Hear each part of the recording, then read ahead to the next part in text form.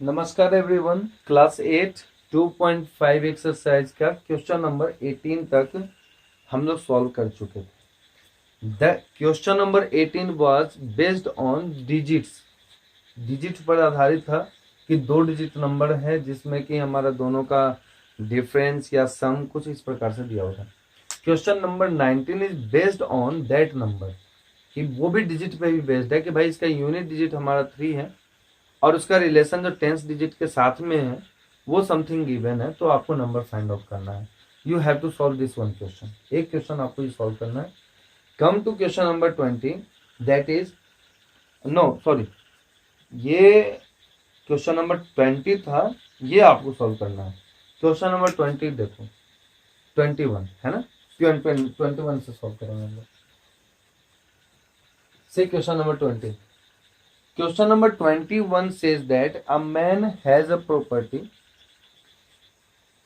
and he gives some parts to his younger son and some part to his daughter or to his elder son, and the remaining part was shared by her wife.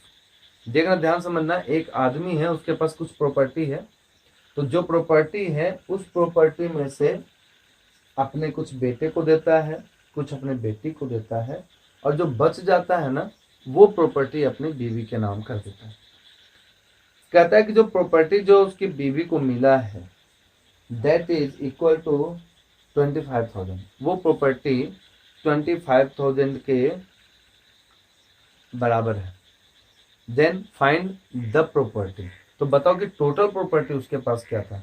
हालांकि रकम बहुत कम छोड़ के गया है, वो गलती उसकी है, कमाया नहीं होगा। Now see question, I am going to read just once again. That is, a person left 1/3 of his property to his son.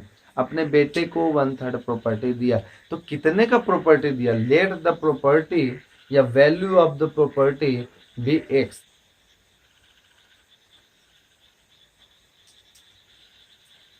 Exercise 2.5 का क्वेश्चन नंबर 21 क्या कहता है कि एक पेरेंट है, एक आदमी है, वो अपने प्रॉपर्टी का कुछ पार्ट अपने बेटे को देता है, कुछ पार्ट अपने बेटी को देता है, और जो रिमेनिंग प्रॉपर्टी है वो अपने वाइफ के नाम पे कर देता है। जो रिमेनिंग प्रॉपर्टी है अपने बीवी के नाम जो करता है that is equal to 25,000। So find the property. Property आखिर है कितना वो निकालना है। तो सबसे पहले जो प्रॉपर्टी होगा उस प्रॉपर्टी का जो वैल्यू होगा लेट इट्स बी एक्स, उसका हम लोग एक्स के बराबर मान लेते हैं। So let the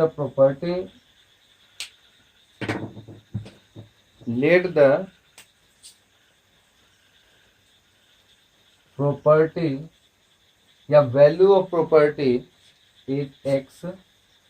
let the value of property is rupees x. X rupees है। अब अकॉर्डिंग टू क्वेश्चन जो है फर्स्ट कंडीशन वो क्या कहता है कि प्रॉपर्टी गिव टू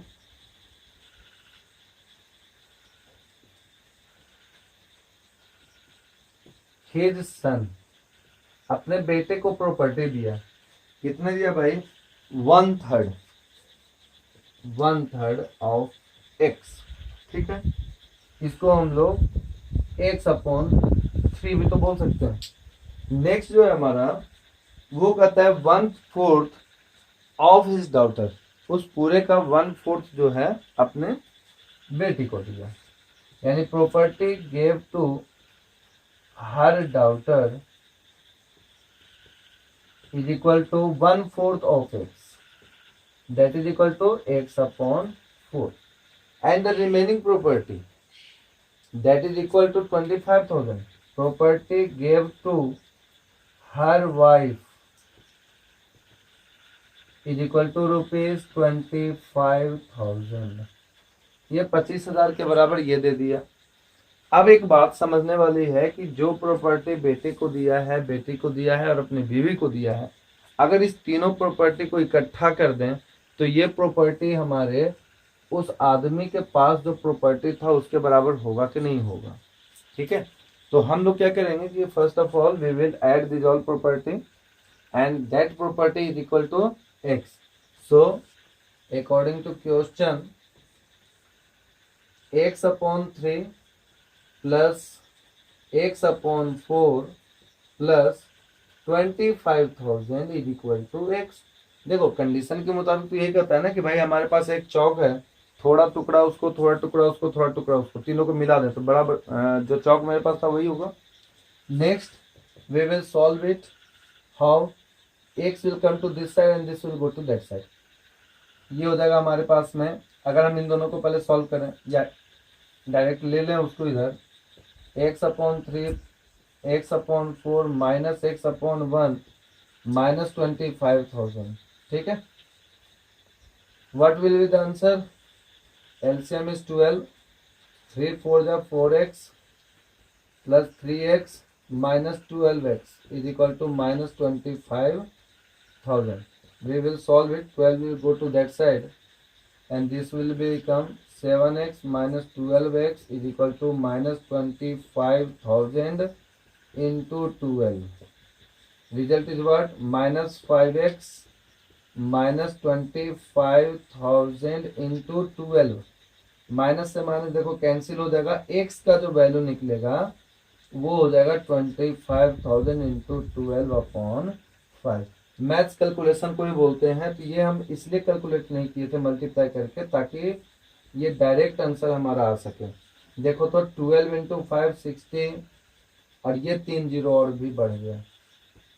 ठीक है. तो ये रिक्वायर्ड हमारा क्या हो गया? आंसर हो गया. यानी कि all together the man have how much amount? 60,000. 60,000 है, 1/3 दिया. 60,000 का 1/3 हो गया तुम्हारा, कैलकुलेट कर लेना. 1/4 होगा वो कैलकुलेट करना और 25,000 से ऐड कर देना. देखना तुम्हारा 60,000 के करीब ही आएगा. ठीक है. तो इस तरह से हमारा जो क्वेश्चन है वो क्वेश्चन नंबर 21 कंप्लीट होता है. नेक्स्ट क्वेश्चन जो हमारा वो क्वेश्चन नंबर 22 अभी देखते हैं. ये हमारा जो नेक्स्ट क्वेश्चन है वो है क्वेश्चन नंबर 22. देखो 22 में क्या कहता है कि एक आदमी है महेश, वो जो है सो एक जर्नी को तय करता है and the total distance of that journey is equal to 146 kilometre.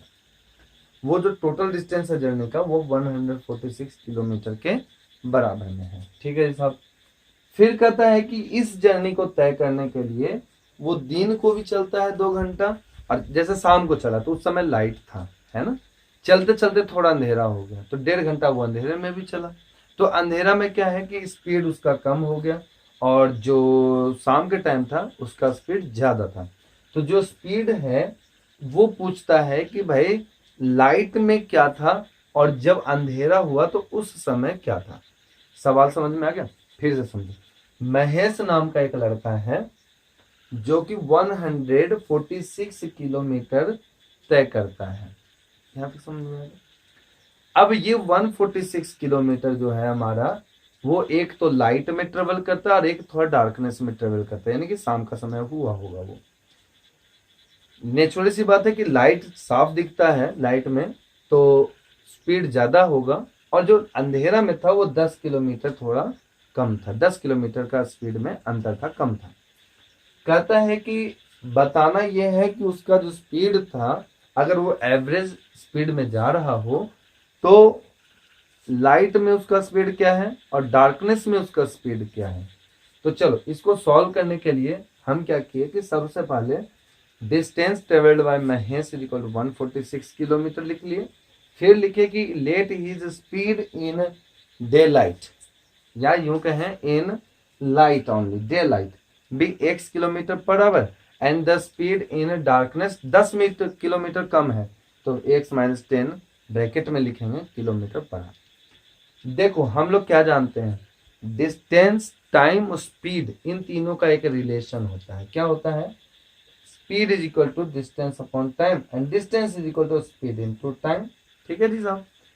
Distance में रिलेशन है तो हम लोग क्या किए, डिस्टेंस में लिखे 2 घंटा दिन को चला तो 2 इंटू एक्स, स्पीड क्या था x, तो 2 टाइम स्पीड x, तो ये डिस्टेंस निकल गया यानी 2 घंटे में कितना किलोमीटर चला होगा. तो 2x प्लस 1/1/2 यानी 1.5 घंटा। तो 1.5 आर ही तो लिखेंगे उसको, और क्या लिखेंगे, तो 1.5 इंटू डार्कनेस का स्पीड क्या था x-10, वो मल्टीप्लाई कर दिया, इज इक्वल टू 146 किलोमीटर। ये 146 किलोमीटर के बराबर में हो गया ऐड करने के बाद में। जब सॉल्व किए तो 2.2x, तो 2x रहेगा, इन दोनों को आपस में मल्टीप्लाई किए 1.5x, फिर इन दोनों को किए तो माइनस का 15 इज इक्वल टू 146, ऐड किए इन दोनों को तो ये आया, क्या आया, 3.5x is equal to this goes to this side and it will become plus, which is equal to 161। 3.5 नीचे आया, मल्टीप्लाई में है ना, तो नीचे आया, पॉइंट को ऊपर भेजे, 0 हुआ, कट किए 46, क्या मिलेगा, किलोमीटर पर आवर, केवल एक से लिखा है ना, किलोमीटर पर आवर के हिसाब से लिखा है। ठीक है, तो ये हो गया हमारा x, और x क्या है, स्पीड इन डे टाइम। ठीक है, स्पीड इन डे टाइम या day light, therefore speed in day light is equal to x is equal to 46 kilometre per hour, and speed in darkness x-10, 46-10, 36 kilometre per hour. ठीक है, 36 kilometre per our, ये हमारा हो गया answer. ठीक है, next question जो है हमारा, जो है क्वेश्चन नंबर 23, वो भी हमारा क्या है ना कि टाइम, स्पीड और डिस्टेंस बेस्ड पे क्वेश्चन है।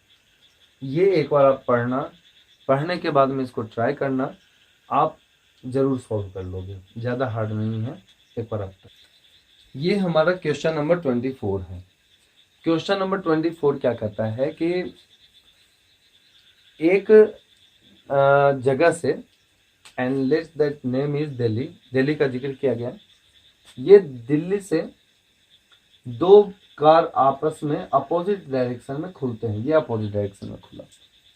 अब कहता है कि ये कार मान लेते हैं ए है, ये कार मान लेते हैं बी है, तो इसका जो स्पीड होगा उससे 5 किलोमीटर ज्यादा स्पीड इसका है, तो ये दोनों आपस में मूव किया ऑपोजिट डायरेक्शन में, सच दैट की speed of car B is 5 kilometre more than the speed of car A. After 4 hour, 4 घंटे के बाद में ये दोनों कार 420 किलोमीटर के दूरी पर होती है। Listen, after 4 hour these two cars are 420 kilometre apart, ये 420 किलोमीटर एक दूसरे के दूरी पर है। Then we have to find out that what is the speed of car A and what is the speed of car B. In order to find out, first of all, let's suppose that the speed of car A is x kilometer per hour and speed of car B is x plus 5 kilometre per our. देखो समय दोनों के लिए बराबर है, तो जैसे distance की बात करेंगे, डिस्टेंस ट्रेवल्ड किया कार ए के द्वारा, then we will speed multiplied by time, that is x multiplied by 4। 4 hours taken by both, दोनों के द्वारा 4 आवर्स ही होगा, तो इसका जो स्पीड था उससे मल्टीप्लाई कर दिया तो ये डिस्टेंस निकल गया, और दूसरा का जो स्पीड है उससे मल्टीप्लाई कर दिया 4 को, तो ये डिस्टेंस निकल गया। अब देखो यहाँ से यहाँ गया, यहाँ से यहाँ गया, तो ये डिस्टेंस प्लस ये डिस्टेंस, तभी तो इन दोनों का डिस्टेंस होगा जो कि 420 के बराबर होगा, तो ये हम बराबर कर दिए। ठीक है, 4x plus 20 is equal to 420, 4x और 8x, ये 20 इधर चला गया, 400 x से डिवाइड किए, x is equal to 400 upon 8 that is equal to 50, so x is equal to 50 kilometre per hour, that is speed of car A, speed of car A is equal to 50 kilometer per hour and speed of car B is equal to 50 plus 5 that is equal to 55 kilometre पर। इस तरह से क्या है कि हमारा 50 kilometre और 55 kilometre हमारा इसका वैल्यू आ गया। देखो क्वेश्चन नंबर 24 तक हम लोग कंप्लीट कर चुके हैं। ज़्यादा क्वेश्चन पढ़ने से कंफ्यूजन होता है। न्यूमेरिकल प्रॉब्लम है, वर्ड प्रॉब्लम है, तो थोड़ा सा टाइम भी लगता है इसको सॉल्व करने में। खुद भी 1-2 क्वेश्चन सॉल्व करना। पूरे बुक में 2 क्वेश्चन हम आपको अभी तक, बाकी सब हम क्वेश्चन हम सॉल्व किए हैं क्वेश्चन नंबर 24 तक। एक तो क्वेश्चन 23 और दूसरा 19 क्वेश्चन हम आपको होमवर्क दे रहे हैं, आप इसको सॉल्व जरूर करना। आज के लिए बस इतना ही। In next tutorial we will explain 4 or 5 some new questions. Okay, thank you class.